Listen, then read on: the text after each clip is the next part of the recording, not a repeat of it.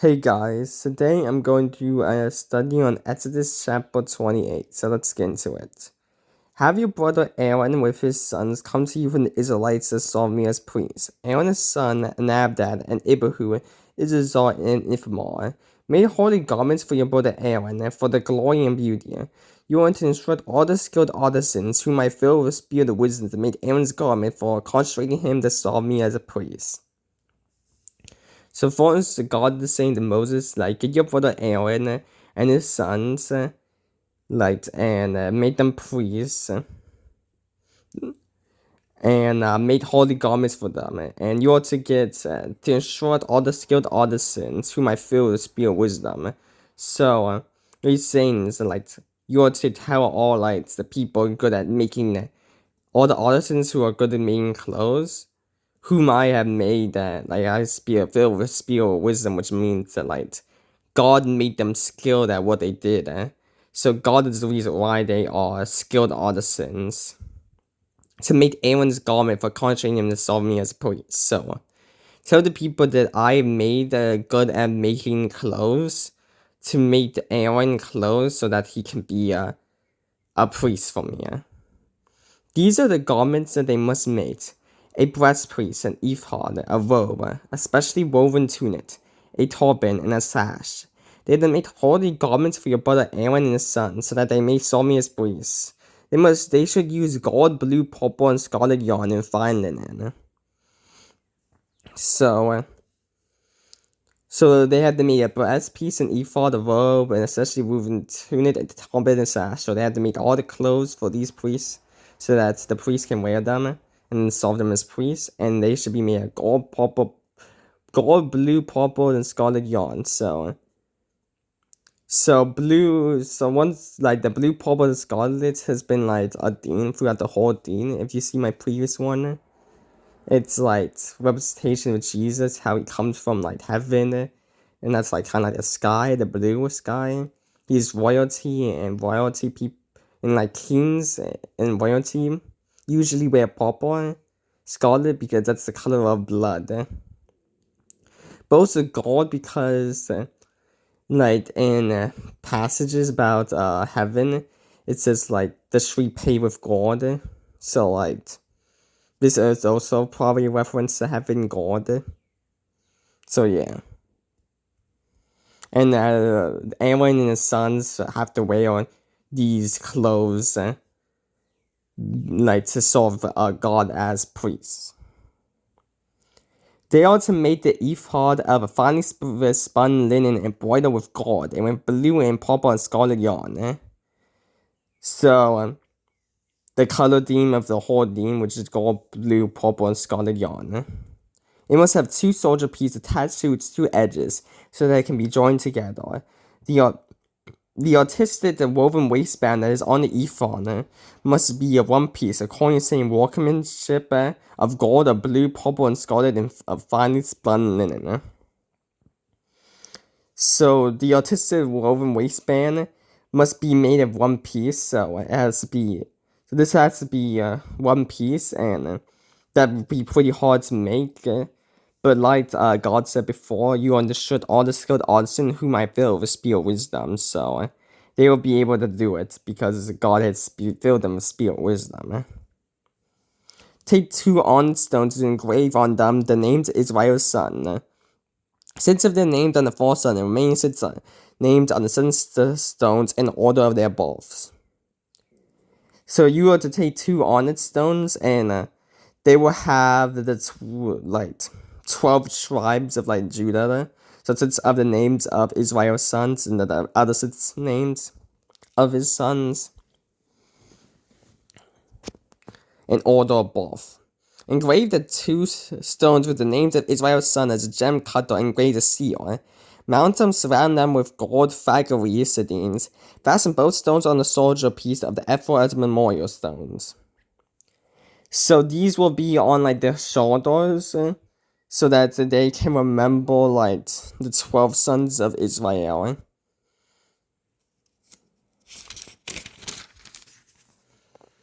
For the Israelites, Aaron will carry the names on his 2 shoulders before the Lord as a reminder. Fashion gold for green settings and 2 chains of pure gold. You made them a branded cord wall and attach the cord chain to the setting. And also another thing is that when they wear the 2 onyx stone with all the 12 names is right, like 6 names of one stone and 6 names of the other stone, they're representing all of Israel by wearing those.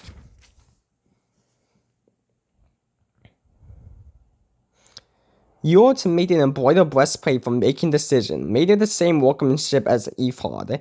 Making of gold, blue and purple and scarlet yarn, and of finely spun linen. So once again, blue, purple, like gold, blue, purple, and scarlet yarn. It must be square and folded double, 9 inches long and 9 inches wide. Place the setting gemstones on it, 4 rows of stone. The first row should be a row of carnelian, topaz, and emerald. The second row of turquoise, lapis lazuli, and a diamond. The third row of japheth and agate and amethyst. And the fourth row, a beryl and onyx and a jasper. So, I don't know how exactly this is, but like I'm pretty sure it's somewhere in the Revelation talks about how heaven and how it has all like talks about it having all like those the gems of heaven and how it looks like. I'm pretty sure it's in Revelations. I think in Revelations.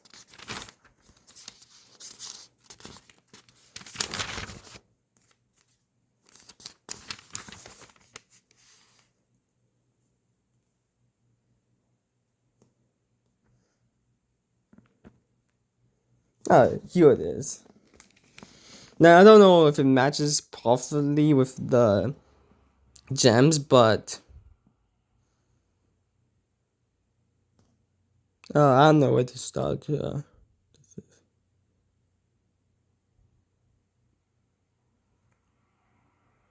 So, the foundation of the city walls were adorned with every kind of jewel. The first foundation, jasper, so you got jasper, the second, sapphire, the third, caledonius, the fourth, emerald, the fifth, sapphire onyx, the sixth, carnelian, the seventh, chrysolite, the eighth, beryl, the ninth, topaz, the 10th, colorfist, the 11th, japheth, and the 12th, amethyst. So you see some gems, and I think they align with some of the gems here. So, carnelian, topaz, and emerald. Pretty sure that's there. Yeah, carnelian, topaz. And maybe there's no emerald, but... yeah, there's no emerald here, but... and seven voice, well, a turquoise, lapis lazuli, and a diamond. I don't think any of those exist. I think sapphire might count as lapis lazuli. But yeah, basically put it, jewels like or this is like, since there's some jewels that of like heaven, and like jewels are like a representation of like God's riches and all his heavenly divine stuff. So that's the reason why there's so many jewels in their breastplates. They should be adorned with gold filing in the settings. The 12 stones of the correspond to the names of Israel's son. Each stone must be engraved like a seal, one of the names of the 12 tribes. So each of these stones will represent the 12 tribes of Israel. Once again, a reminder of the 12 sons, and so that they can be a representation of all of Israel. You ought to make braided chains of pure gold cord wards of for the breastplates. Fashion 2 gold rings for the breastplate and attach them to its 2 corners. Then attach the 2 gold cords to the 2 gold rings at the corners of the breastplates. Attach the other ends of the 2 cords to the 2 figurine settings. And this way, attach them to the ephod soldier piece in front of them, in the front. Make 2 other gold rings and put them at the 2 other corners of the breastpiece. On the edge that is next to the inner border of the ephod, make 2 more gold rings and attach them to the bottom of the ephod 2 shoulder piece on its front, close to its seam and above the ephod roll and waistband. The artisans are to tie the breastpiece from its wings to the wings of the ephod, with the cord of the blue yarn, so the breastpiece is above the ephod waistband and does not come loose from the ephod. So he's telling them all the instructions and how they have to connect the breastpiece the breastplate has to be connected and it has to be above the ephod's waistband and does not come loose from the ephod. Whenever he enters the sanctuary, Aaron is to carry the names of Israel's son over his heart on the breastplate for the decision, as a continual reminder before the Lord. So, he is to represent Israel, so that the Lord knows who, a reminder before the Lord, because he's representing all of Israel. Place the arm and Tulalim in the breastplate for decision, so that they will also be over Aaron's heart whenever he comes before the Lord. Aaron will continually carry the means of decision for the Israelites over his heart before the Lord. So he also carry Urim and the Turban, which will decide decisions that the Lord wants Aaron to make. You are to make the robe of the ephod entirely of blue yarn. So this robe should only be made of blue yarn, not gold or purple or scarlet, just only blue yarn. There should be an opening at its top in the center of it. Around the opening, there should be a woven collar with an opening like that of a body armor, so it does not tear. Make pomegranates of blue, purple, and scarlet yarn on its lower hem and all around it. Put gold bells between them and all the way around. But on the lower hem, there will be blue, purple, and scarlet. And there will also be gold bells, so we'll get the gold, the blue, purple, and scarlet yarn of all the rest of the clothes for the pomegranates on the lower hem. So that the gold bells and the pomegranates alternate around the lower hem of the robe. The robe will be worn by Aaron whenever he ministers, and his sound will be heard when he enters the sanctuary before the Lord, and when he exits, so that he does not die. So every time he comes in, people will hear that he's coming in because of the bells, and when he leaves, everyone will hear it, and he will not die if he follows the instructions and wears what the Lord God wants him to wear. You are to make a pure gold medallion and engrave it like that, an engraving of a seal, holy to the Lord, fastened to a cord of blue yarn so it can be placed on the turban. A medallion is to be on the front of the turban. It will be on Aaron's forehead so that Aaron may bear the guilt connecting with the holy offering the Israelites consecrate as all their holy gifts. It is always to be on his forehead so that they may find acceptance with the Lord. So he will have a medallion on his turban saying holy to the Lord.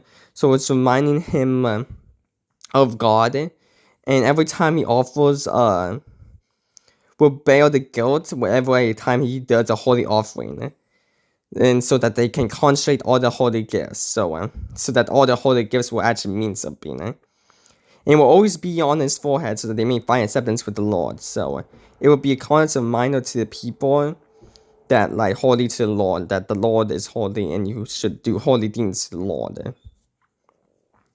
You ought to weave the tunic from fine linen, make a turban of fine linen, and make an embroidered sash. Make tunics, sash, and headbands for Aaron's sons to give them glory and beauty. Put these on your brother Aaron and his sons, and then anoint, ordain, and consecrate them, so they may serve me as priests. Make them linen undergarments to cover the naked body.